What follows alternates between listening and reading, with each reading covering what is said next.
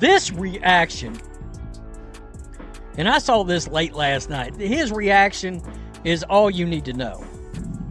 Make sure they deny. What do you think they're going to run here? Game first season opener ever in the history of this league. And I want to know who she's talking to. Bree January is on the right side right here drinking. Who could she have been asking this question to?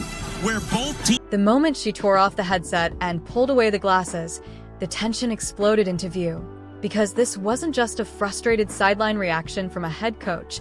It was Stephanie White confronting everything she had feared might happen, now unraveling right in front of her. Every concern she carried into that game seemed to collapse in real time, and what happened inside that late timeout huddle revealed something far deeper than a single opening night loss. A head coach, in the most critical stretch, turning to her own staff and asking, "What do you think they're going to run here?" Doesn't signal control, confidence, or preparation. It exposes a coaching group caught flat-footed, overwhelmed by the moment, and slipping into clear panic as the pressure finally became impossible to contain. Panic. All right, black and white sports supporters. Well, we've got the continued fallout from the Indiana Fever loss to the Dallas Wings at home in the home opener to a team that won 10 games last year. The fallout is getting, the fandom getting loud. By fandom, I mean Caitlin Clark fandom. You had a lot of things coming out of that. You had the great mystery of back injury. Is it a back injury compensating for something else? Was it a hip flexor? From the opening moments of their home debut, the Indiana Fever looked completely out of sync as they fell to the Dallas Wings, a team that managed just 10 wins all of last season. And the shock of that result quickly turned into something far more uncomfortable than a simple early season loss. What was supposed to showcase a new defensive identity under Stephanie White instead unraveled into confusion and breakdowns on both ends of the floor, with the Fever surrendering well over 100 points and appearing lost whenever the intensity rose. But the real storm didn't stay on the court. It erupted online, where frustration spread fast, not just from regular supporters, but from the massive Caitlin Clark fanbase that had been warning for months that things could spiral. The reaction told its own story. The team's final score post barely scraped past 1,500 likes while being flooded with nearly 4,000 angry comments, a ratio that goes far beyond normal disappointment and signals a full-blown social media backlash that now hangs over the organization. I think I stressed enough in my reaction video yesterday is the second team, the second unit, the bench is not good. It's not. I said yesterday, I watched the Liberty play the other day. The game had gotten so far away, they had their second unit. Their second unit would beat the living shit out of our second unit. They'll run us out of the building. What's making this situation even harder to ignore is the clear collapse of Indiana's second unit, because the bench players who were expected to provide energy, structure, and depth haven't just been inconsistent. They've looked overwhelmed almost every time they step on the floor. Compared to a team like the New York Liberty, the gap feels immediate and unforgiving, with New York's second unit appearing like it could control stretches of the game without even pushing its top gear, while Indiana's bench struggles simply to stay organized. And at this point, that isn't just fan frustration or online overreaction. It reflects what's unfolding in real time on the court. It also circles back to the bigger issue from the offseason, where Indiana's roster construction leaned heavily into guard-heavy, defensive-minded pieces while leaving obvious holes in size, length, and versatility unaddressed. Now, under real pressure against elite competition, those weaknesses aren't theoretical anymore. They're fully exposed, possession after possession, in the brightest spotlight the team could face. I was having a conversation behind the scenes, and we were talking about automatic wins. The only automatic wins we could think of behind the scenes in a conversation between 3 or 4 of us was the Sun and the Fire as automatic wins against this team. Everybody else got a chance. What's becoming even more troubling is that the roster issues are only one layer of a much deeper tension building off the court, because now some of the most experienced and longtime basketball voices are being dismissed or ridiculed, as if they don't understand the game they've followed for decades. In certain corners of Fever discussion and media coverage, the growing criticism is being framed as noise from people who simply don't get it, but the reality is far more grounded than that. These aren't casual observers. They're fans who have spent 40 to 50 years watching the sport evolve, and in the last 2 years they've seen some of the highest-level offensive basketball ever played in the college game. They recognize what elite spacing, disciplined coaching adjustments, and proper player development are supposed to look like, and they understand how those elements translate into rhythm, confidence, and chemistry on the floor. Right now, though, what they're seeing in Indianapolis feels disconnected from that standard, creating a growing sense that the basketball being promised and the basketball being delivered are no longer matching up. Here we go. So, the Fever posted this, the final score. Holy hellfire. I mean, 1.5, 1.6 thousand likes to nearly 400 comments. That is not the ratio that you are trying to see. Fire White, no size playing CC off ball. She does what she does, not work. Then talks trash about Caitlin Clark fans. Look in the audience, what do you see? From the reaction inside the comment section alone, the level of frustration surrounding this Indiana situation is already impossible to ignore, because fans are no longer debating minor mistakes or reacting emotionally to a single off night. They are directly pointing at fundamental basketball problems unfolding possession after possession. Questions are being raised about how Aaliyah Boston ended up with just 4 rebounds, why Raven Johnson is barely seeing meaningful minutes, and why certain lineup decisions continue to draw calls for changes or even trades when production isn't matching expectations. But the loudest concern keeps circling back to one recurring issue: the lack of proper screens and support for Caitlin Clark, who is repeatedly facing heavy pressure without the off-ball structure needed to free her up. These are not random emotional reactions. They are pointing to basic basketball principles that are expected at a professional level, yet appear inconsistent here. And when Clark's performance is isolated in this game, the concern deepens even further, as she looked visibly uncomfortable for long stretches, unable to find rhythm or control tempo in the way fans became accustomed to during her college dominance, creating a stark contrast that is hard to miss. Even Boston, once a physically dominant force in college, now appears less assertive and more hesitant within this system, adding to the growing sense of disconnect. Meanwhile, despite an offseason built around defensive identity and new personnel, the defense itself has regressed rather than improved, with repeated breakdowns, open looks allowed, and unnecessary fouls sending Dallas to the line far too often. What makes it more alarming is that this wasn't a close, late-game collapse.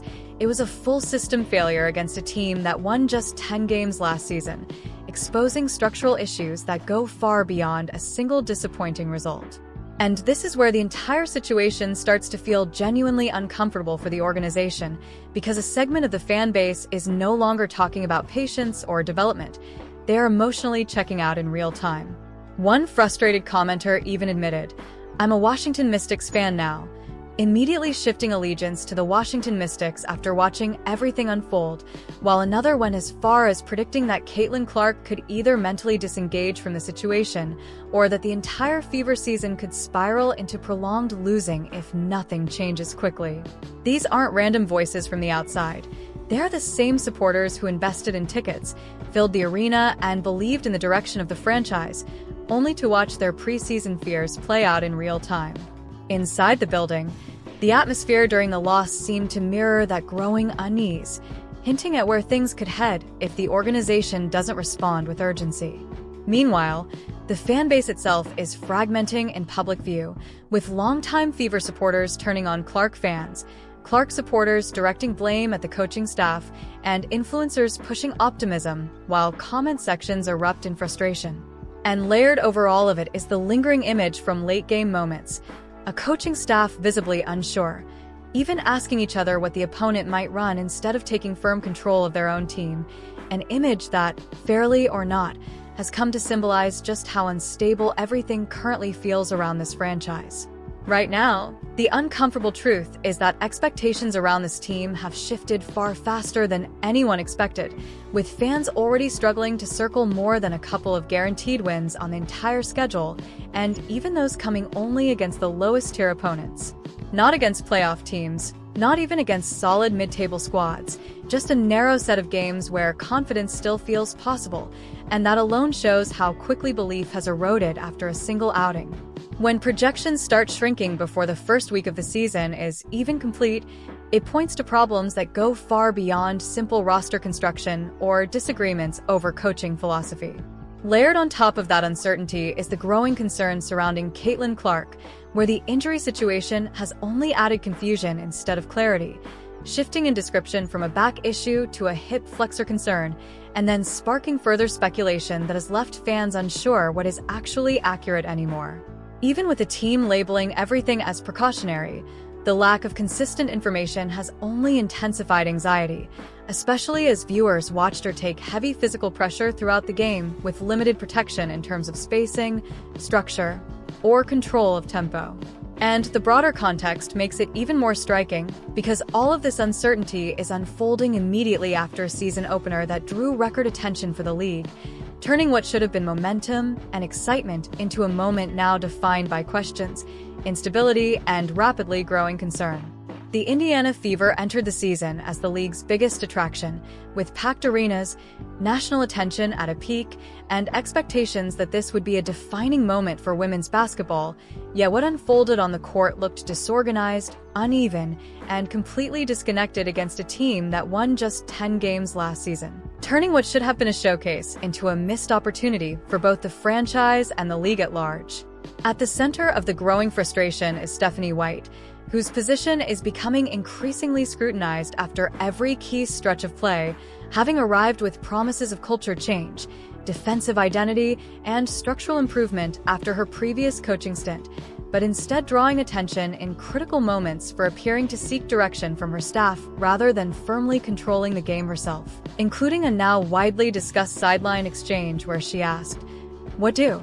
You think they're going to run here?" A moment that risks defining perception if results don't shift quickly.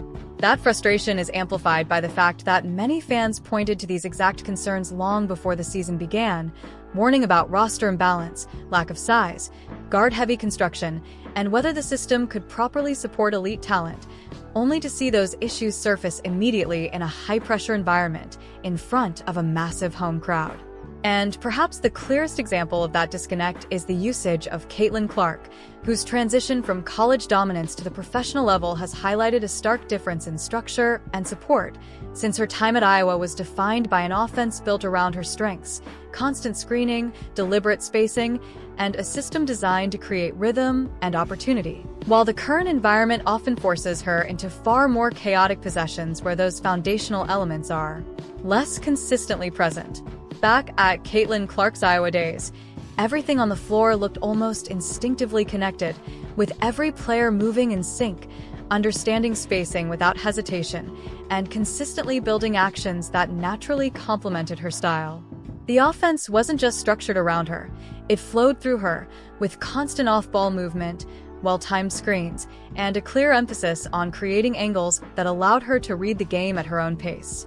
That system didn't just make her effective, it elevated her confidence, rhythm, and ability to control tempo, which is exactly what turned her into one of the most dominant defensive forces in college basketball. But since arriving in Indiana, the contrast has become increasingly noticeable as the structure around her often looks less cohesive and more reactive. Instead of a clear, stable flow that consistently puts her in optimal positions, there are stretches where the offense appears fragmented, possessions break down earlier, and she's forced into more off-ball sequences or pressured situations without the same level of support she once had. The physical intensity she faces is also magnified by inconsistent spacing and timing, which makes it harder for her to find rhythm or dictate pace in the way she used to. While some adjustment period is expected when transitioning to the professional level, the repeated nature of these issues begins to suggest something deeper than simple growing pains. It points toward a system that is still searching for identity and balance around its most important player. What makes this even more significant is how quickly experienced basketball observers pick up on these structural gaps. Fans who have watched decades of high-level NBA basketball already recognize the foundational elements of elite teams: proper floor spacing, consistent communication, disciplined rotations, and offensive systems designed to maximize star talent rather than restrict it. When those elements are missing or inconsistent, it becomes immediately visible, not just in results but in the flow and confidence of the game itself. That's why the growing frustration isn't purely emotional. It's rooted in recognizable patterns that repeat across possessions, where the same structural issues resurface under pressure. As those patterns continue, the external pressure around the franchise naturally increases, with fans becoming more vocal, more analytical, and more critical of both coaching decisions and roster construction. Expectations were extremely high from the beginning, and anything that falls short of that vision gets magnified quickly, especially under the national spotlight the team now carries. That puts the organization at a pivotal point early in the season. Either they find a way to adapt, simplify, and build a system that better supports their core strengths, or the same concerns that are already being discussed will continue to grow louder, shaping not just the narrative of the season, but potentially its entire direction.